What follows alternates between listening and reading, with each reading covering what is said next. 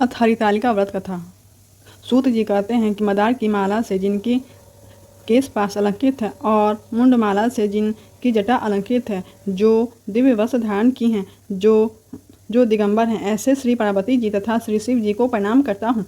रमणी कैलाश पर्वत के शिखर पर बैठी हुई श्री पार्वती जी ने कहा, हे परमेश्वर, हमें कोई गुप्त व्रत या पूजन बतलाइए जो सब धर्मों से श्रेष्ठ हो, जिसमें परिश्रम कम करना पड़े लेकिन फल अधिक मिले। हे नाथ, यदि आप मुझ पर प्रसन्न हैं तो यह विधान बतलाइए। हे प्रभु, किस तप व्रत दान से आदि मध्य और अंत रहित आप जैसे महाप्रभु हमको प्राप्त हुए हैं। शिवजी बोले, हे देवी सुनो, मैं तुमको एक व्रत जो मेरा सर्वस्व और छिपाने योग्य है लेकिन तुम्हारे प्रेम से वशीभूत होकर मैं तुम्हें बतलाता हूँ। शिव जी ने कहा, भारतवर्ष में जैसे नक्षत्रों में चंद्रमा, ग्रहों में सूर्य, वर्णों में ब्राह्मण, देवताओं में भगवान विष्णु, नदियों में गंगा और पुराणों में महाभारत, वेदों में सामवेद और इंद्रियों में मन श्रेष्ठ है। सब पुराणों और सब वेदों का सर्वस्व जिस तरह कहा गया है, मैं तुम्हें एक प्राचीन व्रत बतलाता हूँ। एकाग्र मन से सुनो। जिस व्रत के प्रभाव से तुमने मेरा आधा आसन प्राप्त किया है, वह मैं तुमको बतलाऊंगा, क्योंकि तुम मेरी प्रियसी हो। भाद्रपद मास में हस्त नक्षत्र युक्त शुक्ल पक्ष की तृतीया तिथि को उसका अनुष्ठान करने मात्र से स्त्रियां सब पापों से मुक्त हो जाती हैं। हे देवी, तुमने आज से बहुत दिनों पहले हिमालय पर्वत पर इस अनुष्ठान को किया था, इस व्रत को किया था। यह वृत्तांत मैं तुम्हें कहूँगा। पार्वती जी ने पूछा, हे नाथ, मैंने क्यों इस व्रत को किया था, यह सब मैं आपके मुख से सुनना चाहती हूँ। उत्तर की ओर एक बड़ा रमणीक और श्रेष्ठ पर्वतों में श्रेष्ठ हिमवान नामक पर्वत है। उसके आसपास तरह तरह की भूमियाँ हैं, तरह तरह के वृक्ष उस पर लगे हैं। नाना प्रकार के पक्षी और अनेक प्रकार के पशु उस स्थान पर निवास करते हैं। वहाँ पहुंचकर गंधर्वों के साथ देवता, सिद्धचारण, पक्षीगण सदा सर्वदा प्रसन्न विचरते हैं। वहाँ पहुंचकर गंधर्व गाते हैं और अप्सराएं नाचती हैं। उस पर्वतराज के कितने ही शिखर ऐसे हैं जिनमें स्फटिक, रत्न, वैदूर्य, मणि आदि की खानें भरी हैं। यह पर्वत ऊंचा तो इतना अधिक है कि मित्र के घर की तरह समझकर आकाश का स्पर्श किए रहता है। उसके समस्त शिखर सदैव हिम से आच्छादित रहते हैं और गंगा जल की ध्वनि सदा सुनाई देती है। हे पार्वती, तुमने बाल्यकाल से ही उस पर्वत पर तपस्या की थी। 12 वर्ष तक तुम उल्टी टंग कर केवल धुआं पीकर रही। 64 वर्षों तक सूखे पत्ते खाकर रही। माघ मास में तुम जल में बैठती रही और वैशाख मास की दोपहरिया में पंचाग्नि तपाती रही। श्रावण माह में जल बरसता तो तुम भूखी प्यासी रहकर मैदान में बैठी रहती। तुम्हारे पिता इस तरह के कष्ट सहन को देखकर बड़े दुखी हुए। वे चिंता में पड़ गए कि मैं अपनी कन्या किसको दूं। उसी समय वहाँ नारद आ पहुँचे। मुनि श्रेष्ठ नारद जी उस समय तुम्हें देखने गए थे। नारद जी को देखकर गिरि ने उन्हें अर्घ्य, पान, आसन आदि देकर उनकी पूजा की। हिमवान बोले, हे स्वामिन, आप किस लिए आए हैं? मेरा अहोभाग्य है, आपका आगमन मेरे लिए अच्छा है। नारद जी ने कहा, हे पर्वतराज सुनो, मैं भगवान विष्णु के समान योग्य वर ब्रह्मा, इंद्र और शिव इनमें से कोई नहीं है। इसलिए मैं यही कहूँगा कि आप अपनी कन्या भगवान विष्णु को देवें।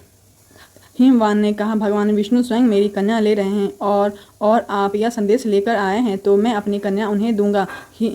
हिमवान की इतनी बात सुनकर मुनिराज नारद आकाश में विलीन हो गए। वे पीताम्बर, शंख, चक्र और गदाधारी भगवान विष्णु के पास पहुँचे। वहाँ हाथ जोड़कर नारद जी ने भगवान विष्णु से कहा, हे देव सुनिए, मैंने आपका विवाह पक्का करा दिया है। उधर हिमवान ने पार्वती के पास जाकर कहा, हे पुत्री, मैंने तुम्हें भगवान विष्णु को दे डाला। तब पिता की बात सुनकर तुम बिन उत्तर दिए ही अपनी सखी के घर चली गई। वहाँ जमीन पर पड़कर तुम बड़ी दुखी होती हुई विलाप करने लगी।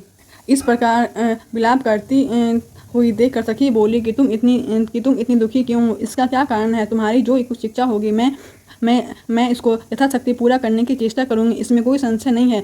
पार्वती बोली कि मेरी जो भी अभिलाषा है उसे तुम प्रेम पूर्वक सुनो। मैं एकमात्र शिव जी को अपना पति पति चुन चुकी हूँ, इसमें कोई संशय नहीं है। मेरे इस विचार को पिताजी ने ठुकरा दिया है।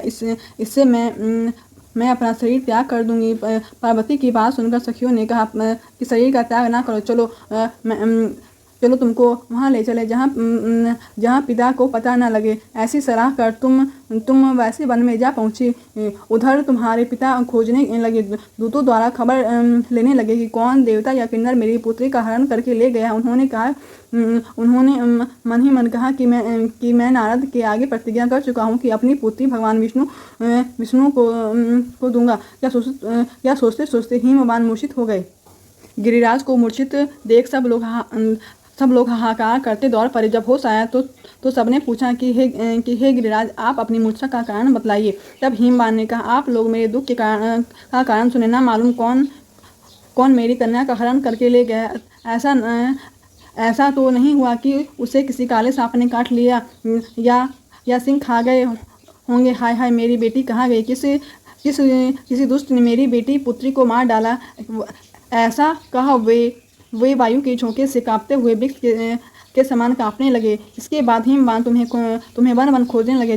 वह वन भी सिंह भालू हिंसक जंतुओं से बड़ा भयानक हो रहा था। तब तुम भी अपनी सखियों के साथ उस भयानक वन में चलती चलती एक ऐसी जगह जा पहुंची जहाँ एक नदी बह रही थी। उसके रमणीक तट पर एक बड़ी सी कंदरा थी। तुमने उसी कंदरा में आश्रम बना लिया और मेरी बालुकामयी प्रतिमा बनाकर अपनी सखियों के साथ निराहार रहकर मेरी आराधना करने लगी। जब भाद्रपद की शुक्ल पक्ष की हस्त युक्त तृतीया तिथि प्राप्त हुई तब तुमने मेरा विधिवत पूजन किया। रात भर जाकर गीत वाद्य आदि से मुझे प्रसन्न करने में बिताया। उस व्रतराज से मेरा भाव से मेरा आसन डगमगा उठा, जिससे मैं तत्काल उस स्थान पर जा पहुंचा जहां तुम अपनी सखियों के साथ थी। वहां पहुंचकर मैंने तुमसे कहा कि मैं तुम पर प्रसन्न हूँ, बोलो क्या चाहती हो। तुमने कहा कि यदि आप हम पर प्रसन्न हैं तो मेरे पति बने। मेरे तथास्तु कहकर कैलाश पर्वत पर वापस आने पर तुमने मेरे जो बालुकामयी प्रतिमा को प्रभावित कर सखियों के साथ उस महाव्रत का पालन कहीं हिमवान भी तब तुम्हें वन में खोजते खोजते वहाँ पहुँचे। चारों दिशाओं में तुम्हें खोजते खोजते वे व्याकुल हो चुके थे। तब तुम्हारे आश्रम के समीप पहुँचकर गिर पड़े। थोड़ी देर बाद उन्होंने नदी के तट पर दो कन्याओं को देखा। थोड़ी देर बाद उन्होंने नदी के तट पर दो कन्याओं को सोते हुए देखा। देखते ही उन्होंने तुम्हें छाती से लगा लिया और बिलख कर रोने लगे। फिर पूछा, पुत्री, तुम सिंह व्याघ्र आदि जंतुओं से भरे इस वन में क्यों आ पहुँची? पार्वती ने उत्तर दिया कि हे पिताजी, मैंने पहले ही आपको शिव जी के हाथों सौंप दिया था। आपने मेरी बात टाल दी, इससे मैं यहाँ चली आई। हिमवान ने संतावना दी कि हे पुत्री, मैं तुम्हारी इच्छा के विरुद्ध कुछ न करूँगा। वे तुम्हें अपने साथ घर ले आए और मेरे साथ तुम्हारा विवाह करा दिए। इसी से तुमने मेरा अर्धासन पाया। तब से आज तक किसी के सामने मुझे यह व्रत प्रकट करने का अवसर प्राप्त नहीं हुआ। हे देवी, मैं यह बताता हूँ कि इस व्रत का हरितालिका नाम क्यों पड़ा। तुमको सखियां हर ले गई थी, इसी से हरितालिका नाम पड़ा। पार्वती जी ने कहा, हे प्रभु, आपने नाम तो बताया, अब इसकी विधि भी बताइए। इसका क्या पुण्य है, क्या फल है, यह व्रत कौन करे? श्री शिव जी ने पार्वती जी से कहते हैं, हे देवी, मैंने समस्त स्त्री जाति की भलाई के लिए यह उत्तम व्रत बतलाया है। जो स्त्री अपने सौभाग्य की रक्षा चाहती है वह यत्न पूर्वक इस व्रत को करे। केले के खंभे से सुशोभित एक सुंदर मंडप बनवावे। उसमें रंग बिरंगे रेशमी कपड़ों से चंदोवा लगाकर चंदन आदि से सुगंधित द्रव्यों से वह मंडप पर लिपवावे। फिर शंख, भेड़ी, मृदंग आदि आदि बजाते हुए बहुत से लोग एकत्रित होकर तरह तरह के मंगलाचार करते हुए मंडप में पार्वती तथा शिव जी की प्रतिमा स्थापित करें। उस रोज दिन भर उपवास कर बहुत से सुगंधित फूल, सुगंध और मनोहर धूप, नाना प्रकार के नैवेद्य आदि एकत्र कर मेरी पूजा करें और रात भर जागरण करें। ऊपर जो वस्तुएं गिनाई हैं उनके अतिरिक्त नारियल, सुपारी, जंबीरी, नींबू, लौंग, अनार, नारंगी आदि जो फल प्राप्त हो सके उन्हें इकट्ठा कर लें। उस ऋतु में जो फल तथा फूल मिल सकें विशेष रूप से रखें। इसके बाद धूप दीप आदि से पूजन कर प्रार्थना करें। हे शिवे, शिव रूपिणे, हे मंगले, सब अर्थों को देने वाली देवी, हे शिव रूपे आपको नमस्कार है। हे शिव रूपे आपको सदा के लिए नमस्कार है। हे ब्रह्म स्वरूपिणी आपको नमस्कार है।